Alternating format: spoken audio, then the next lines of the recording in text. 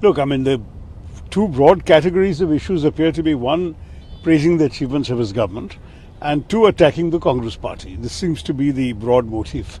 And I suppose that, it's not surprising that you get politics even at this level. I don't want to draw any major conclusions from any of this.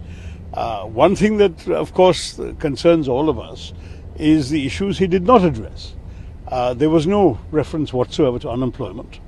There was no reference in his speech to the problems that people are facing, ordinary people in our country, because of inflation, which is linked, of course, to the fact there's been a terrible loss of incomes. 80% of the Indian population reports a decline in incomes in the last 10 years. And that's why inflation hurts, because you don't have enough money in your pocket to buy things. There was no reference to Manipur, which we are very concerned about as a part of our country that is bleeding. And there was no reference to the India-China border, where, unfortunately, in the course of this government, we have seen a disadvantageous situation develop across the line of actual control between India and China, where a number of patrolling points where the Indian Army was able to patrol in the past, along with the Chinese Army, now we are no longer able to access them. So all of this suggests that we are on the back foot in a number of areas, and the government simply doesn't want to talk about them. And the Prime Minister's failure to address these matters remains a matter of concern. But you can't say much more than any of this, because obviously politics took prime place in the Prime Minister's calculations as to what to say. But sir, opposition, and today in Lok Sabha, PM also spoke also, and he said government is continuously making effort to normalize the situation. We have filed thousands of FIR there. We both state and central government is trying to talk with the appropriate person there. Do you think is it enough to make normalized situation? Well, as you know, I'm in the Lok Sabha, not the Rajya Sabha, so I wasn't present when he said this. I'm not sure how it came across, but I will say that the fact that for more than a year since the troubles erupted there in May of 2023, his silence and his refusal to even go there speaks volumes. I think this is something which we have been in despair about for quite some time, that the government not only errs sometimes in its inattention to a major problem, but then remains in complete denial about it. Now, if he has addressed it today, I'm glad he's done so. But the situation in Manipur is far from normal from everything I'm hearing. And we heard a very impassioned speech by one of our MPs from Manipur, talking about the pain and anguish of the people there, which I think is the level of feeling that people in Manipur have, that the BJP government and the Prime Minister cannot afford to be oblivious of. Sir, Rahul, you were present at that time. Yes. How do you see his speech? Because after his speech, the whole BJP is attacking on him on his one statement on Hindu statement. No, look, what Rahul Gandhi did was a very effective attack on the underpinnings of the BJP government and their ideology of Hindutva. This is something which Rahul Gandhi has been doing politically for some time, but doing it in Parliament as leader of the opposition, I think had a tremendous impact on other parliamentarians present, and but also on the broader nation watching. So there's no question that it was a tremendous debut performance by the LOP. When you look at the statement that the BJP is objecting to, it was very clear in context what he was saying. He had begun by explaining that Hinduism is a religion of non-violence, of peace, of love, of cooperation amongst all, acceptance of each other. And then he said, very clearly pointing to the people on the other side, the BJP RSS side, that some who call themselves Hindus are going around spreading hatred and intolerance across the country, and even violence across the country. Now, he did not say, as the BJP is implying, that all Hindus are doing this. In fact, even in the course of the speech, when the Prime Minister stood up and said that that's what he had said, he immediately said, no, the BJP does not represent all Hindus, and the RSS does not represent all Hindus, and therefore what my statement is about some of you and not about all Hindus. So my own view is that, unfortunately, what he said is true. That is, that you actually see too many examples in the last 10 years in particular, but also before that, of violence, riots, attacks on minorities, mob lynching, cow vigilantism. What is all this but if not hatred, intolerance and violence? So I don't think that factually anything Rahul Gandhi said is wrong. Sir, we have seen one important and burning issue, NEET exam.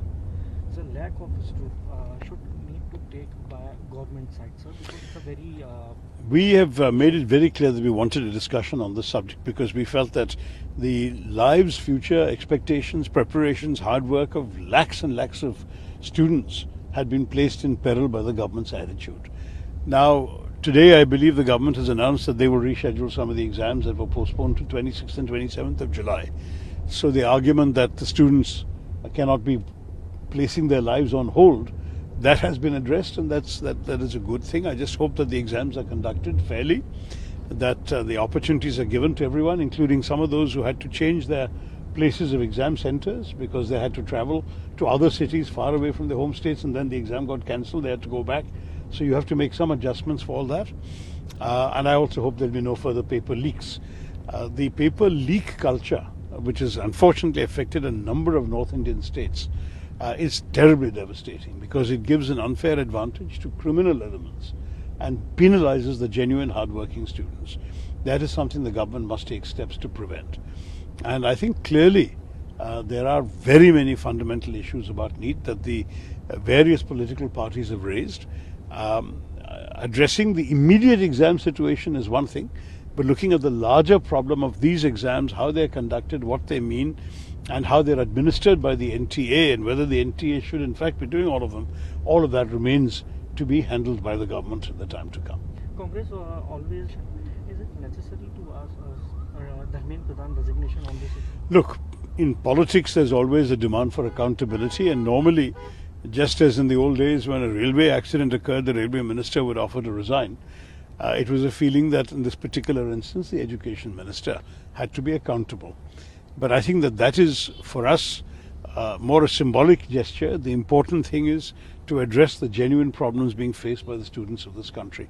They represent lakhs of aspirants, often from humble homes, middle class homes, people for whom the exam represents the opportunity to advance next step in life, to improve their future prospects for higher education, for jobs, for everything else. And it is extremely important that this be done. That is larger, for us, a larger question than one person's head being on the chopping block. But the question of who is accountable for these mistakes remains to be addressed. Sir, at which they were expecting. Before election, there was few issues which BJP raised very widely. One of UCC, NRC, one nation, one election. Now, is it possible to implement this issue? Look, we have said that on all such matters, the BJP must learn the art of consulting all shades of opinion in our country.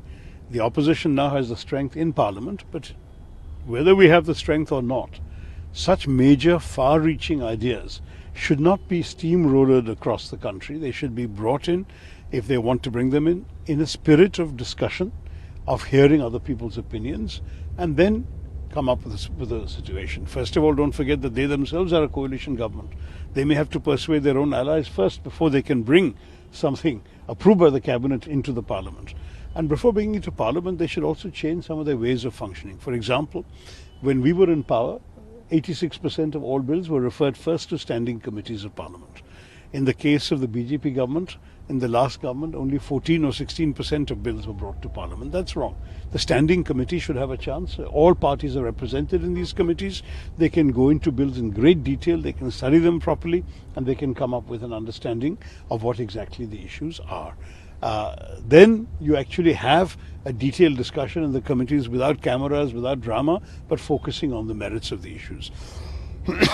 Such issues, if brought before committees, will already prepare a better ground before a bill is drafted and brought to the cabinet. When the bill comes to Parliament, there should be a proper discussion. Points of view should be heard. Opposition criticism should be taken into account. Then finally you can have a bill being possibly passed. My own view about this is that the government must learn the art of conciliation rather than confrontation. They must learn the art of cooperating with the opposition parties and listening respectfully rather than only speaking in a one-way traffic, their way or the highway. That isn't good enough. What's your take on new criminal laws, sir? Are you, is it Our concern about the criminal laws is that it was passed in Parliament with no discussion. We actually feel that in some respects the criminal laws are worse than the old colonial laws. In some respects there are improvements. The fact is it's important to overcome the colonial legacy and have new laws, but they should have been done with much more consultation with the opposition parties. I'm told that 70% of the laws are unchanged from the colonial era. The other 30% in many cases have become less democratic, and that should have been discussed before being imposed on the nation. Then passing it in Parliament with 140 odd MPs suspended and practically no discussion, that is not a healthy thing for the future of our country. Sir, in next few months, these are election, assembly election in Pakistan, Maharashtra. How important this election for NDA? Because opposition continuously and Rahul Gandhi especially always keep saying that this government will not continue. Well, look, there are two sets of concerns always in our country. There are national elections every 5 years and there are state elections.